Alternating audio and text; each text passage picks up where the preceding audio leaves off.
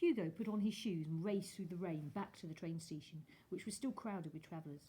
He had no idea how he was going to manage it, but he couldn't wait to bring the automaton to Georges Mallet. He shook himself dry like a dog and sprinted across the crowded halls, excitement coursing through his body. His hand was hurting, and he knew it was going to be hard to carry the automaton back to the old man, so he stopped at the cafe to get some more ice. Making sure no one was watching, he grabbed a handful as well as another bottle of milk. The newspaper vendor was talking with the owner of the cafe. "I don't believe it. Here? Are you sure this is true, Madame Emile?" said the newspaper man. "Yes, Monsieur Freak," she answered. "My friend cleans the police station, and she overhears a lot," said Madame Emile. "I saw her on my way to work this morning. She told me that the police found a body at the bottom of the Seine a few days ago."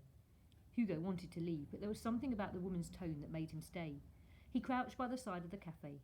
"No one knows about this yet, but they will," continued Madame Emile. "The river was being dredged, and they found the body of a man down there. He'd been at the bottom of the river for a very long time. Years, maybe.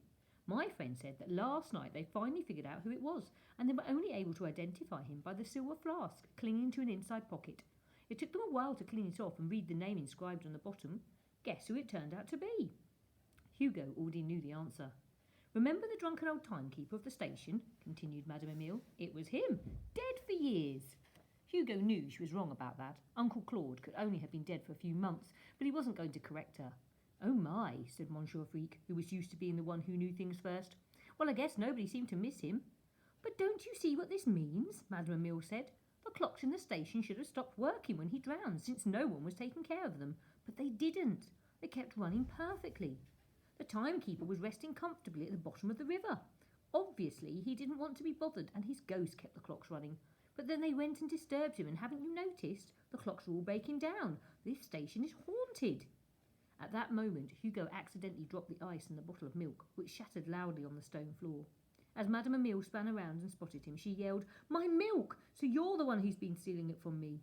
Hugo ran into the crowd as quickly as he could and disappeared into the walls, his head still reeling from what he had just heard. Back in his room, he took a few minutes to catch his breath. Then, because he had to get back to Isabel's house as quickly as possible, he moved all of the boxes away from the automaton's hiding place. He dragged the machine into the room and walked round it a few times, trying to figure out the best way to lift it up with his injured hand. Finally, he made sure it was completely covered with the fabric so it would be protected from the rain, and then he leaned the mechanical man into the crook of his elbow. With his good hand, he managed with great difficulty to lift it up. He yelped in pain and staggered towards the door, which, out of habit, he had closed behind him when he came in.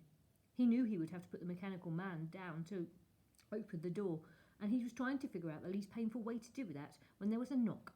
"Isabel?" Hugo said. With a great deal of force, the door flew open, and for a moment all Hugo could see was green. The station inspector burst in like a hurricane, followed immediately by Madame Emile and Monsieur Freak. The station inspector grabbed Hugo by the arm. Hugo yelled out, and to his horror he dropped the mechanical man, which landed on the ground with an awful ringing crash. "That's him!" yelled Madame Emile. "He's been stealing milk and croissants from me for months." "I saw the whole thing," cried Monsieur Freak. "He's a thief!" "Thank you both very much. I'm glad you were able to follow the boy. Now please, I'll take care of things from here." "What is this place?" asked Monsieur Freak, looking around. "It's the timekeeper's apartment," said the station inspector. "The timekeeper?" shrieked Madame Emile. Turning white as ghosts, she and Monsieur Freak ran from the doorway of Hugo's room. The station inspector rolled his eyes and now focused his attention on Hugo, who was writhing in his arms. "Stay still!" he shouted, but his face changed immediately from anger to confusion when he looked down at the bundle lying on the floor. "What is going on in here? What is that?" Other details about the station inspector, things that Hugo had never noticed before, came into focus. The man had bad teeth. The top part of one of his ears was missing. He smelled slightly of cabbages. The station inspector, not let go of Hugo, leaned over and moved the fabric until he could see the mechanical man lying on its side, its neck bent backwards. "What in the world?" he said. The station inspector walked around the room, dragging Hugo after him, poking his head into doors and cabinets. At last he came to the pile of Uncle Claude's unopened paychecks. "What has happened to the timekeeper? How did you know about his apartment here in the station and the tunnels in the walls? Where is he?" "Please, my fingers are broken. Grab my other arm. It hurts too much," Hugo cried. The station inspector saw the bandages and loosened his grip, at which point, like a wild animal, Hugo escaped.